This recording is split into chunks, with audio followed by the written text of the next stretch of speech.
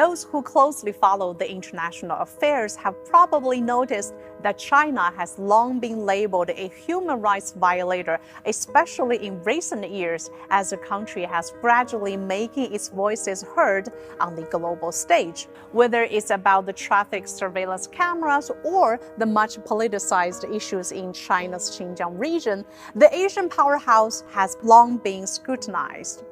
Not surprisingly, Western criticism has followed the outbreak of the novel coronavirus. The Chinese government announced a lockdown of Wuhan, the epicenter of the epidemic.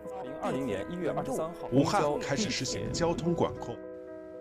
Cities like Beijing, Shanghai simultaneously activated their primary public health safety alerts, meaning people should remain under home quarantine, especially those who had returned from Hubei province. Residential compounds should set up checkpoints at entrance gates and record the body temperature of all residents entering and leaving the community, thereby minimizing the chance of further transmission. In Wuhan, 2 hospitals were built to accommodate more than 2,000 of severe cases. A number of public venues were converted into medical facilities to care for thousands of mild cases. One representative from each household is allowed to go out for groceries every other day to make sure they are fully stocked with daily necessities.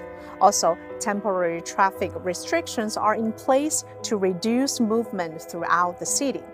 Is this a sacrifice? Yes. Will this help stem the deadly outbreak? Yes. And the World Health Organization offered their supporting voices. So what China are trying to do is, while they're getting success in putting out one fire, they don't want the fire to start somewhere else. So they're taking very directed measures to ensure that people returning to the city are observed and monitored. Now, you can argue whether those measures are excessive or whether they're restrictive on people, but there's a lot at stake here. There's an awful lot at stake here in terms of public health and in terms of not only the public health of China, but of all people in the world. Modelization has shown that those measures on movement restriction have delayed the dissemination of the outbreak of 2 or 3 days within China and a few weeks outside China.